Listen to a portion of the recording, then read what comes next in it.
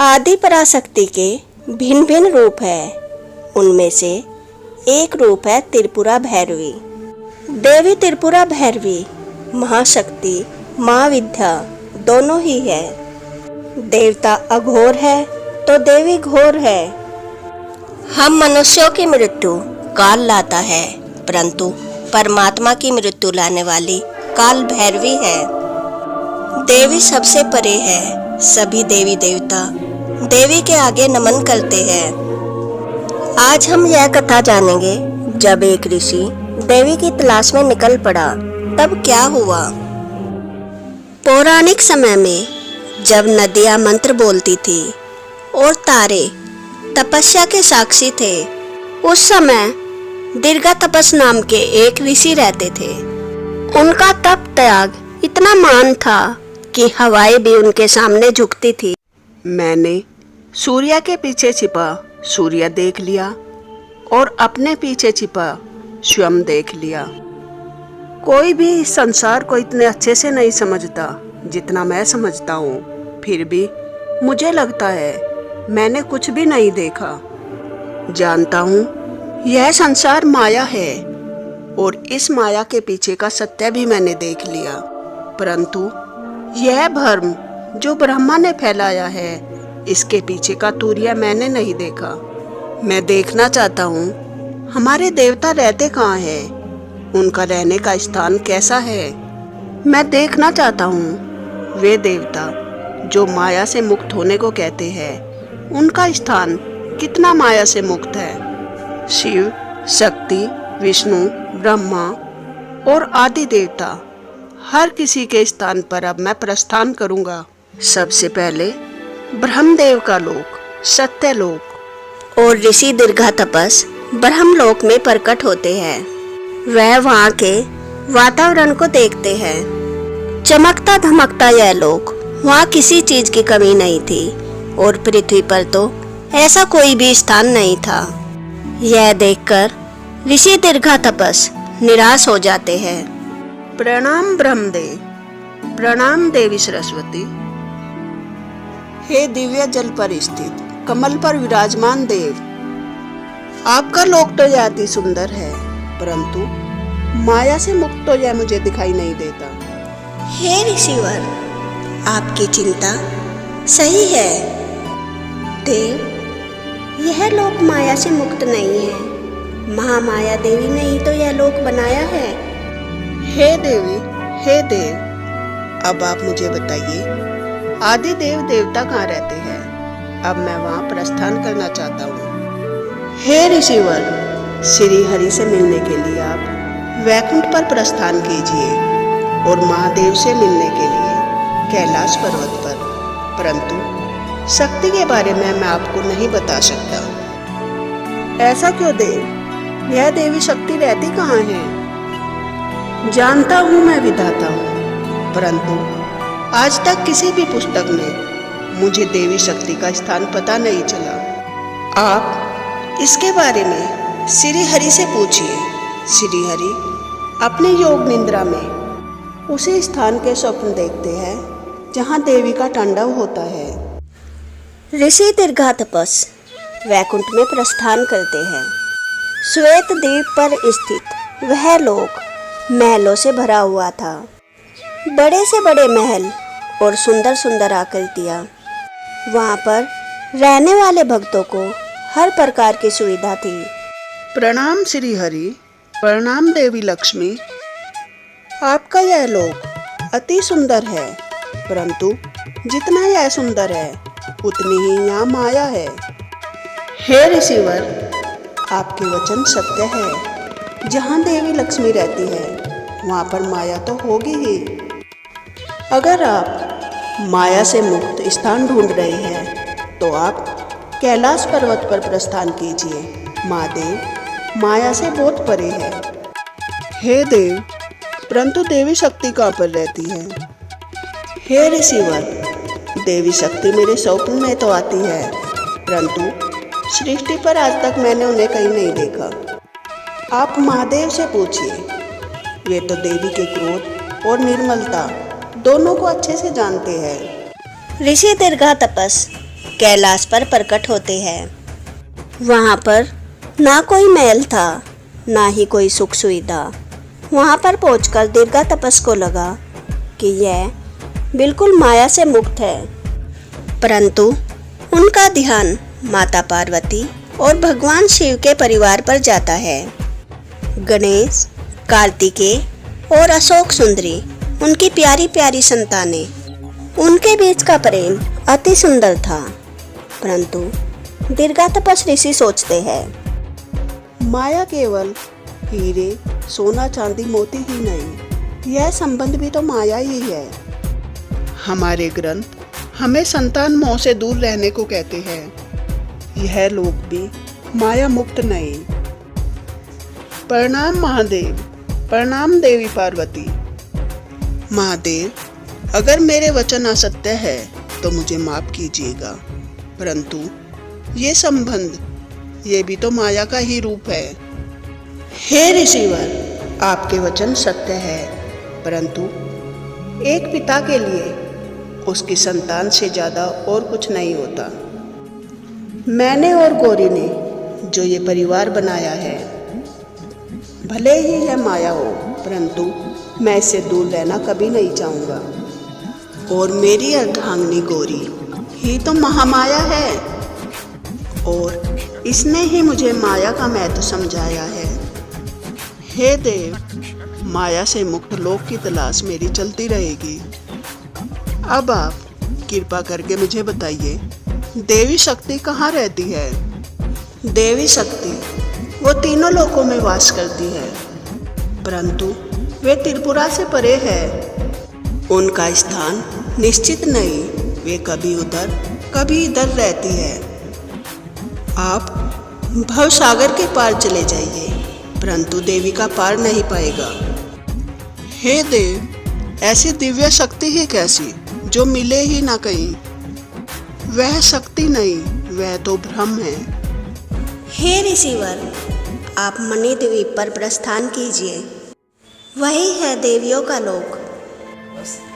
दीर्घा तपस ऋषि मणिद्वीप पर प्रकट होते हैं।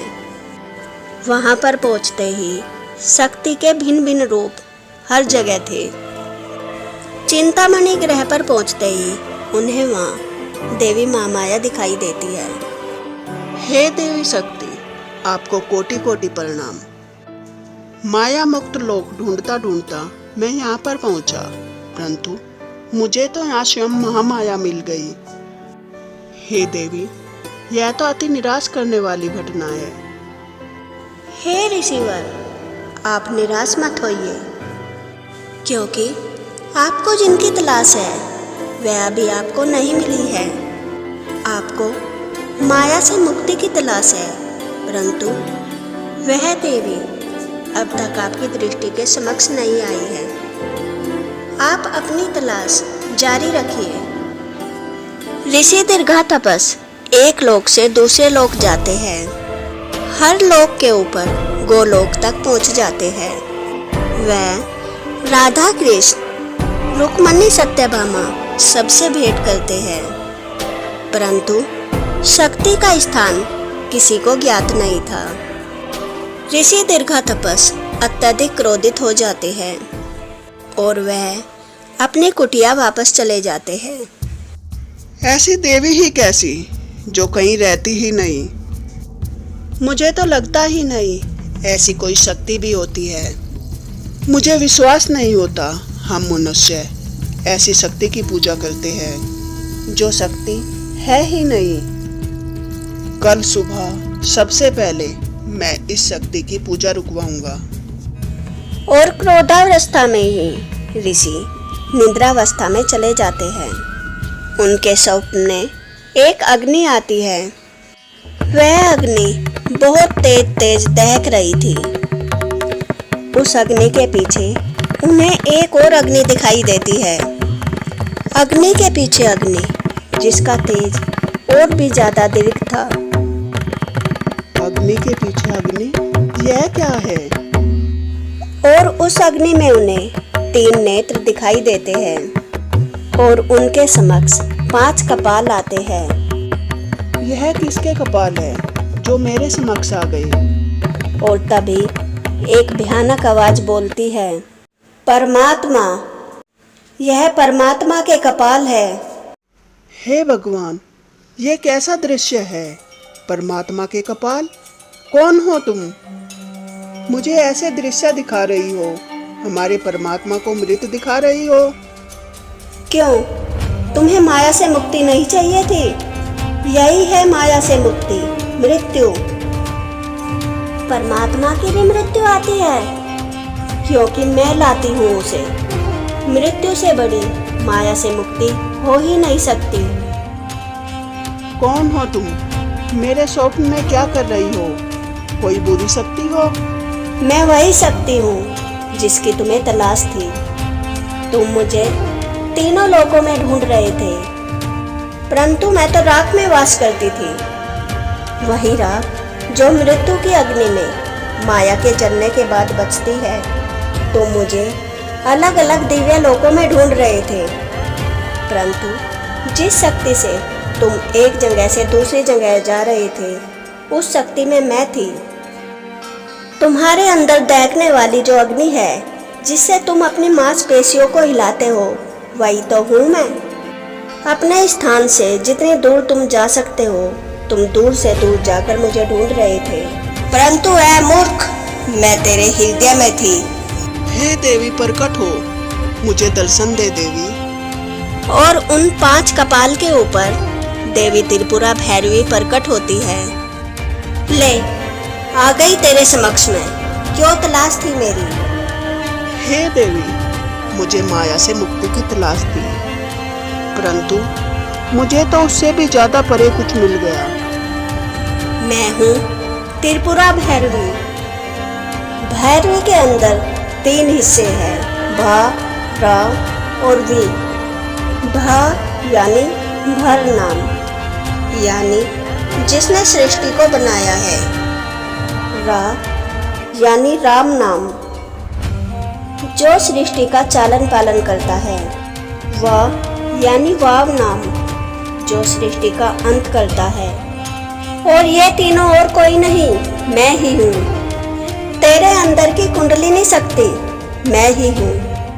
ओम के अंत में आने वाला तूर्या मैं ही हूँ। परमात्मा की मृत्यु के बाद जो बच रहा है, वो भी मैं ही हूँ। परा, पश्चंती, मध्यमा और वैखारी, चारों वाक के अंदर मैं ही वास करती हूँ। मोक्ष देने वाली शक्ति, मोक्षदायिनी भी मैं ही हूँ। ओम के पीछे का जो सत्य है, वो भी मैं ही हूँ। तुझे लगता था ना तूने बहुत कुछ जान लिया। सूर्य के पीछे का सूर्य देख लिया, अपने पीछे के स्वयं को देख लिया, और इस माया के पीछे के सत्य को देख लिया। वह असत्य था, परंतु हे ऋषि, अब तुमने सत्य में सब कुछ देख लिया। तुमने परमात्मा के पीछे की भैरवी को देख लिया। अब मेरी तलाश में मत इधर से उधर घूमना तुम, बस अपने अंदर झांक कर देखना। तेरे हृदय में वास करती हूँ मैं। और देवी भैरवी अंतर्ध्यान हो जाती है। आज हम सुनाएंगे विजयवाड़ा कनक दुर्गा महालक्ष्मी की कथा। एक समय की बात है, इंद्रकिला पर्वत पर महिषासुर नामक राक्षस का आतंक फैला हुआ था। वह भक्तों की हत्या करता और स्त्रियों के साथ दुर्व्यवहार करता। महिषासुर राक्षस के आतंक से तंग आकर इंद्रकिला ऋषि ने आदिशक्ति की तपस्या करने का निर्णय लिया और इंद्रकिला ऋषि देवी आदिशक्ति की तपस्या करने लगे। इंद्रकिला ऋषि की तपस्या से प्रसन्न होकर देवी आदिशक्ति कात्यायनी रूप में प्रकट हुई। इंद्रकिला, मैं तेरी तपस्या से प्रसन्न हुई। जो भी तू मांगेगा, आज मैं तुझे प्रदान करूंगी। हे देवी, मैं आपके दर्शन पाकर धन्य हो गया। मेरी केवल एक ही इच्छा है, इस अत्याचारी दानव का आप अंत कर दे। देवी दुर्गा अपनी अष्टचंडियों को प्रकट करती है। आदि चंडिका, चंड नायिका, चंड दुर्गा, उग्र चंडा, प्रचंडा, चंडा, चंडावती, और चंड रूपा। हे ऋषि इंद्रकिला, मैं तुझे एक सत्य बताती हूँ। इस महिषासुर का अंत करने के लिए मैं हर कल्प, हर महामंत्र और हर चतुर्युग में मैं अवतार लेती हूँ। 3 कल्पों में मैंने इसका उग्रचंडा, भद्रकाली और कात्यायनी रूपों में अंत किया है, और साथ ही मैंने इसका सप्तमातृका रूप में भी अंत किया है। माता रणभूमि में प्रकट होती है। हे अभिमानी दानव, तेरा अंत आ चुका है, अभी भी समय है, तो आत्मसमर्पण कर दे। क्या तू अंत करेगी मेरा? एक स्त्री होकर तू अंत करेगी? क्यों रे दानव, एक स्त्री ने तुझे जन्म नहीं दिया? अगर एक स्त्री तुझे प्राण दे सकती है तो तेरे प्राण हर भी सकती है। माँ दुर्गा और महिषासुर के बीच में युद्ध शुरू हो जाता है, और 9 दिन के बाद माँ दुर्गा महिषासुर का अंत कर देती है। माँ दुर्गा की विजय के कारण वह स्थान विजयवाड़ा कहलाता है, और तब माता की विजय पर ऋषि इंद्रकिला कहते हैं, हे माता, आपने मेरा वर पूरा किया। आपको कोटि कोटि प्रणाम। आपकी सदैव ही जय हो माता। अब आप मेरी एक और इच्छा पूरी कर दीजिए। बोलो इंद्रकला, क्या इच्छा है तुम्हारी? माता, मेरी यह इच्छा है, आप इस इंद्रकिला पर्वत पर हमेशा निवास कीजिए और हम सबकी रक्षा कीजिए माता। तथास्तु। और माता इंद्रकिला पर्वत पर निवास करने लगती है, और वहां पर माता का स्वयंभू मंदिर प्रकट हो जाता है। वह मंदिर कनक दुर्गा मंदिर या श्री दुर्गा मल्लेश्वर स्वामी वर्ला देव स्थानम के नाम से जाना जाता है। इंद्रकिलाद्री पहाड़ी की चोटी पर यह मंदिर कृष्णा नदी के तट पर स्थित है। यह मंदिर देवी दुर्गा को समर्पित है और आंध्र प्रदेश का दूसरा सबसे बड़ा मंदिर है। यह माना जाता है कि नवरात्र के दौरान दर्शन मात्र से भक्तों की सभी मनोकामनाएं पूरी होती है। अगर आपको यह कथा अच्छी लगी हो तो वीडियो को लाइक करें और ऐसी ही कथाएं सुनने के लिए मेरे चैनल को सब्सक्राइब करें। जय माता दी।